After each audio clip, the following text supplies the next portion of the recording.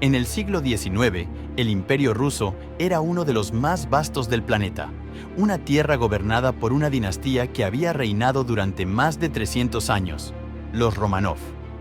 Los zares se presentaban como los guardianes de una tradición milenaria, de una autocracia incuestionable, hasta que, un día, todo llegó a su fin.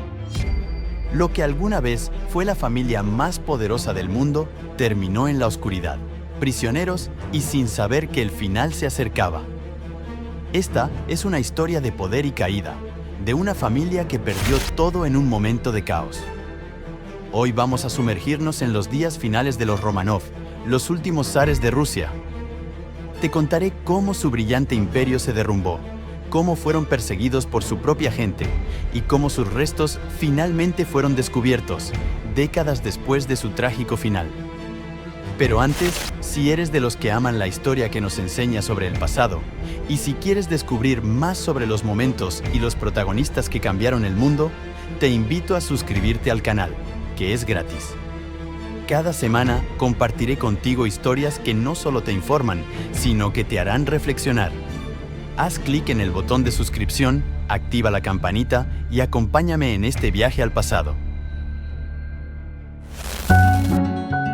A finales del siglo XIX, el Imperio ruso era un gigante con pies de barro. Mientras la corte zarista vivía en la opulencia, el pueblo sufría. Más del 80% de la población rusa eran campesinos y muchos de ellos vivían en la más absoluta pobreza. Mientras tanto, la industrialización tardía traía nuevos conflictos sociales, malas condiciones laborales, largas jornadas de trabajo, salarios miserables. El descontento iba en aumento.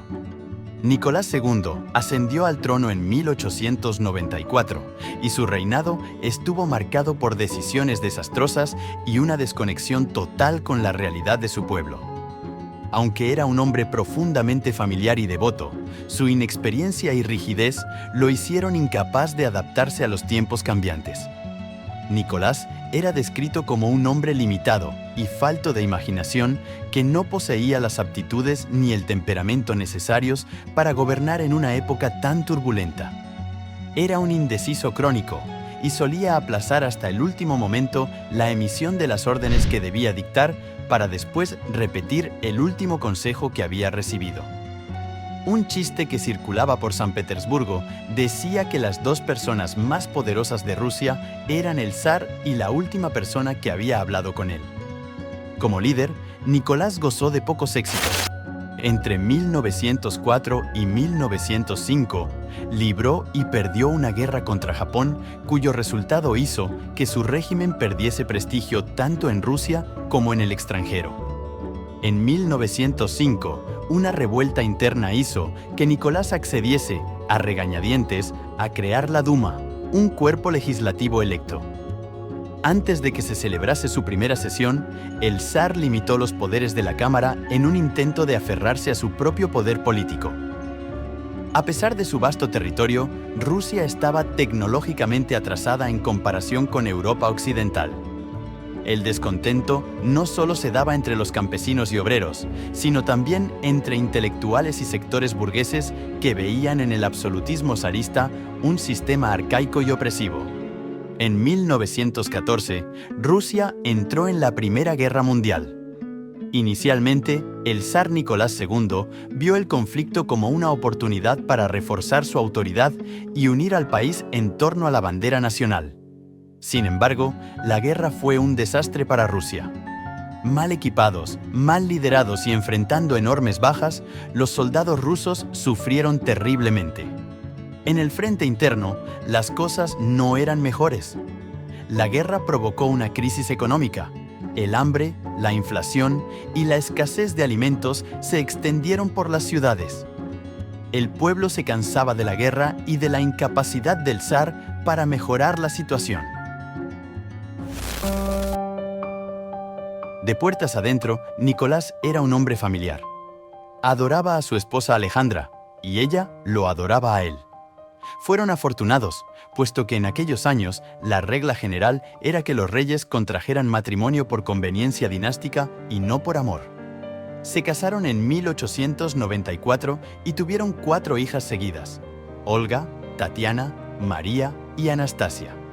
Alexei, su anhelado hijo y heredero, fue su último descendiente. Nacido en 1904, Alexei heredó la hemofilia de la rama familiar de Alejandra, lo que hacía que su estado de salud fuera inestable. Aún así, según todas las fuentes, los Románov eran una familia unida y feliz.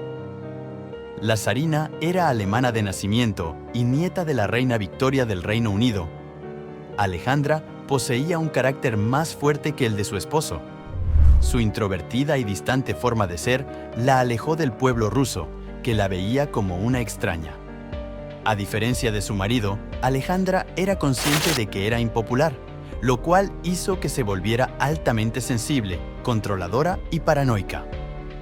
La delicada salud de Alexei también hacía vulnerable a la familia Románov. Cuando llegaba alguien que podía explotar esa vulnerabilidad, caían rendidos ante él. Como fue el caso de Grigori Rasputín. Nacido en el oeste de Siberia, era un campesino autoproclamado hombre santo. Tenía una reputación ambigua debido a su comportamiento promiscuo, sus supuestos poderes sanadores y su capacidad de adivinar el futuro. No está claro si era un charlatán o si realmente pensaba que gozaba de poderes sobrenaturales. Lo cierto es que los Románov creían ciegamente en Rasputín, y él ejerció una poderosa influencia sobre la familia real, en especial sobre Alejandra. Cuando Rasputín conoció a los Románov en 1905, la zarina estaba desesperada. Aquel año, la revolución casi derroca a la monarquía. El nacimiento de Alexei un año antes les había dado el heredero varón que tanto habían esperado, pero su hemofilia no solo era una tragedia personal, sino también una amenaza para el futuro de la dinastía. La crisis política y el sufrimiento de la zarina permitieron a Rasputín acercarse a la familia. En 1908, Alexei sufrió un grave episodio de hemorragia que Rasputín logró aliviar. Se dice que el místico advirtió a Nicolás y Alejandra que la salud de su hijo estaba estrechamente relacionada con la estabilidad de la dinastía. La habilidad de Rasputín para cuidar del niño le aseguró un puesto en la corte y la capacidad de influir en el zar a través de Alejandra. Tal vez la relación entre Rasputín y los Románov ayudase al zarevich, pero también hundió la reputación de Alejandra y la distanció aún más del pueblo.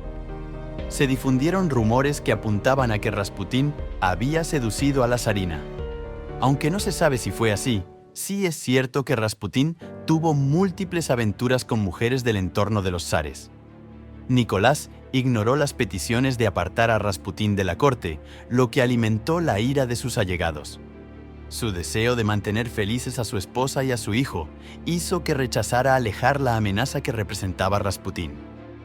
En septiembre de 1915, en plena Primera Guerra Mundial, Nicolás II viajó al frente para asumir en persona el mando de las fuerzas rusas. La zarina quedó encargada de atender los asuntos internos, y la influencia de Rasputín sobre ella condujo al nombramiento de ministros incompetentes. Las derrotas en el frente y la conducta de Rasputín hicieron que el pueblo ruso se volviese contra el zar y su familia. El 23 de febrero de 1917, el pueblo de Petrogrado salió a las calles a protestar. Lo que comenzó como una manifestación por la escasez de pan, rápidamente se transformó en una revuelta generalizada. Los soldados, que deberían haber defendido al zar, se unieron a los manifestantes. Nicolás, frente a la presión de los revolucionarios y sin el apoyo del ejército, abdicó el 2 de marzo de 1917. Así terminaron más de 3 siglos del dominio de los Románov. La familia real fue puesta bajo arresto domiciliario. Para los bolcheviques, miembros de la fracción mayoritaria del Partido Obrero Socialdemócrata de Rusia, que se hicieron con el poder en noviembre de 1917, los Románov se convirtieron en un dolor de cabeza. Unos querían mandarlos al exilio, otros querían que fuesen juzgados por los crímenes que les atribuían, y algunos querían que desapareciesen para siempre, puesto que si seguían vivos, constituirían un símbolo del movimiento monárquico. Al principio, la familia quedó recluida en el Palacio Alexander, en Tsarskoye Selo, a una treintena de kilómetros de San Petersburgo. Más tarde, y por razones de seguridad, fueron enviados a Tobolsk, al este de los Urales. Allí no los trataron mal, e incluso pareció que Nicolás gozaba con su cambio de fortuna.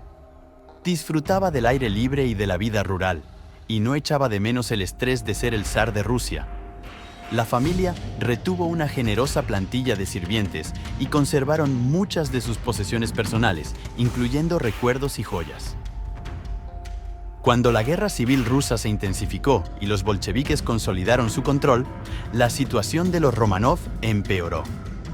En abril de 1918, la familia fue nuevamente trasladada, esta vez a Ekaterimburgo, una ciudad industrial en los Urales, que estaba en el corazón de la Rusia bolchevique.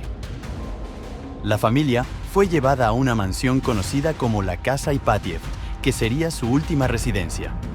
En este lugar, las condiciones eran mucho más estrictas y hostiles. Vivían confinados en unas pocas habitaciones, bajo una vigilancia constante y estricta por parte de guardias leales a los bolcheviques. Todas sus comunicaciones con el exterior fueron cortadas, y el trato hacia ellos se volvió cada vez más severo. Las ventanas fueron cubiertas con pintura, lo que les impedía ver hacia afuera, y su contacto con el mundo exterior era inexistente. En este punto, la suerte de la familia Románov ya estaba sellada. La guerra civil continuaba en curso, y las fuerzas que deseaban restaurar la monarquía estaban avanzando hacia Ekaterimburgo. Ante el temor de que los Románov fueran rescatados, los bolcheviques tomaron una decisión drástica. En la noche del 16 de julio se envió un telegrama a Moscú que informaba a Lenin de la decisión de acabar con los prisioneros. Levantaron a la familia y a los 4 sirvientes que les quedaban a la 1:30 de la madrugada, y se les informó de que los enfrentamientos entre las fuerzas bolcheviques y las contrarrevolucionarias amenazaban la ciudad, y que, por su propia seguridad, debían bajar al sótano. Allí, se les leyó a los prisioneros su sentencia de muerte y un pelotón de ejecución bolchevique, bajo las órdenes directas de las autoridades soviéticas locales, abrió fuego contra el zar, su esposa, sus hijos y los sirvientes que los acompañaban.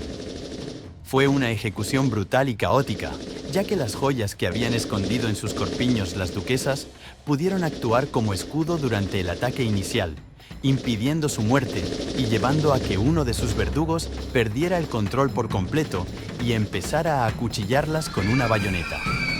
Tras 20 minutos de horror, de disparos, apuñalamientos y golpes, la familia y sus sirvientes estaban muertos. Los 11 cuerpos fueron cargados en un camión. Se cree que primero los dejaron en una mina poco profunda que los bolcheviques intentaron volar con granadas, pero el pozo quedó intacto y retiraron los cuerpos rápidamente. De camino a la nueva sepultura, el camión quedó atrapado en el fango. Entonces sacaron 2 de los cuerpos, los de Alexei y María, y se deshicieron de ellos en el bosque. Los otros 9 cuerpos se empaparon en ácido, se quemaron y se enterraron en una fosa no muy lejos de allí. En 1979, un par de historiadores aficionados encontraron unas tumbas cerca de Ekaterimburgo, pero el hallazgo se mantuvo en secreto hasta después de la caída de la Unión Soviética. Entonces, en 1991, se exhumaron los restos de 9 personas, que después se analizaron y se identificaron como Nicolás, Alejandra, Olga, Tatiana, Anastasia y sus 4 sirvientes. En 1998, los restos de la familia fueron enterrados en San Petersburgo, en la Catedral de San Pedro y San Pablo, el lugar de sepultura tradicional de los zares. En el año 2000, la Iglesia rusa ortodoxa canonizó a Nicolás, Alejandra y sus 5 hijos como portadores de la pasión, y en el primer lugar donde los bolcheviques intentaron deshacerse de los cadáveres, la Iglesia ortodoxa rusa levantó un monasterio. En 2003 se consagró la Iglesia de la Sangre Derramada en Ekaterimburgo, en el lugar que antaño había ocupado la casa Ipatiev, demolida en 1977. Por último, En 2007 se hallaron los restos de Alexei y María, que se identificaron gracias al análisis de su ADN. Suscríbete y activa la campanita de notificaciones para que no te pierdas ninguna de las novedades de Otra Historia.